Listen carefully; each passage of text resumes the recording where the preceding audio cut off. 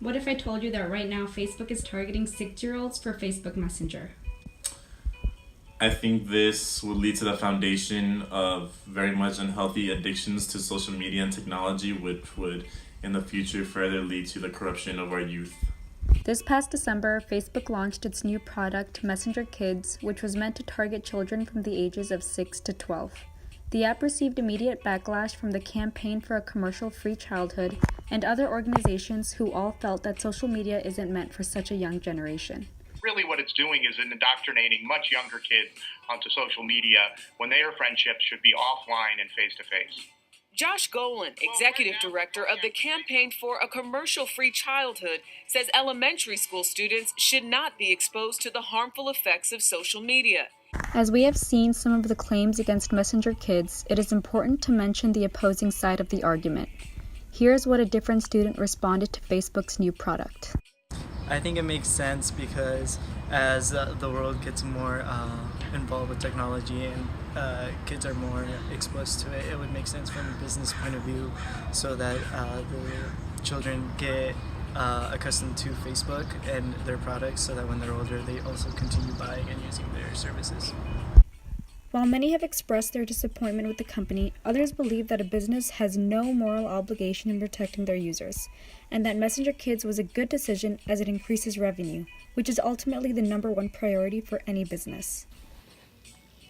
Hello everyone, I'm sure you're curious as to why you're able to see me right now, and that is because I just read an update on Messenger Kids from David Marcus, the vice president at Facebook himself, and I feel like his statement is really gonna maybe change the way you see the argument and maybe help the defense for Facebook.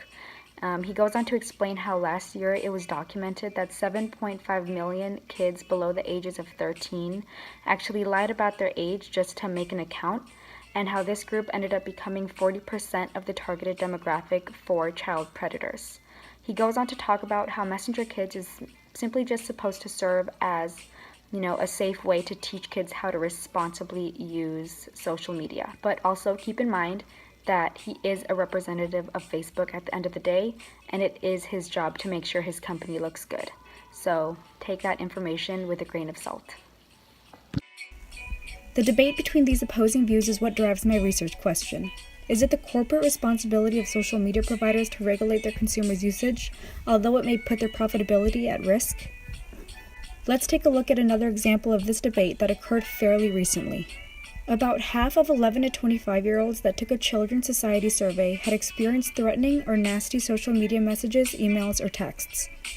However, 83% of these respondents believe that social media companies just aren't doing enough to put an end to cyberbullying. Some say that cyberbullying isn't even the entire issue. 15% of users claim that social media has become addictive, and one respondent even said that for them, it was as powerful as a drug. The study also found that the heaviest users of social media amongst the respondents were more likely to have low well-being and symptoms of anxiety and depression. Many people believe that Facebook is in the wrong for lacking ethical consideration because they believe it is not living up to its mission statement, bringing the world closer together. This made me think, what is the core purpose of social media companies? Is it simply to make revenue or to live by their mission statement through their products? I took the time to ask business ethics professor Luis Chang Guajardo what he thought of the question.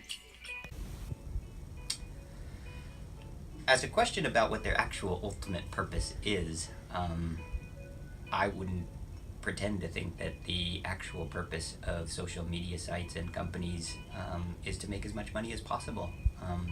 That doesn't preclude them from being able to do this by providing a service that their consumers would like or would enjoy using, but ultimately at the end of the day they've borrowed a lot of money and they've invested a lot of intellectual capital and time in developing a product that they think is going to pay off in the long run. And as business enterprises, I wouldn't doubt for a second that almost all of them are in the business of trying to make as much money as possible. Although social media companies have the purpose of making revenue and not necessarily helping society, Professor Chang Guajardo explains how they could still reach their goals ethically, or in other words, by not harming society. I wanted to get a better idea of how Facebook might view themselves in the world of ethics. To do so, I spoke with an employee from Facebook to see if she thinks her company does enough to function ethically. I told her I would not reveal her identity so that she could give me her most honest opinion. I do think that Facebook incorporates ethics really thoughtfully in their decision making. Like, they understand the power they hold at this point with so many members online and just with like the everything that they're able to do with their platform. So I think they do prioritize ethics. I don't think like to the extent they should. And I think that can blind them to resisting prioritizing ethics over efficiency. And I think that's something to do with just tech in general. Efficiency is such a huge thing in the tech world that ethics sometimes gets underplayed. After having researched the social media industry, I definitely do think that there could be more need of an update in ethical standards. However, I do feel as though in many cases, such as the ones we talked about today, in regards to regulating cyberbullying or apps like Messenger Kids, the company was not in the wrong. It will always be the easiest to point the finger of blame toward the parties with most influence. However, it is important to realize that companies don't have control over the core issues that we are upset about. Facebook can only do so much to prevent poor mental health in the youth, and it could only do so much to prevent cyberbullying. At the end of the day, as Professor Cheng Guajardo mentioned, Facebook's job is to make a profit. In saying that, I'll answer my research question by saying no. I don't think it is the responsibility of social media companies to regulate their products to extreme extents that might risk their profit.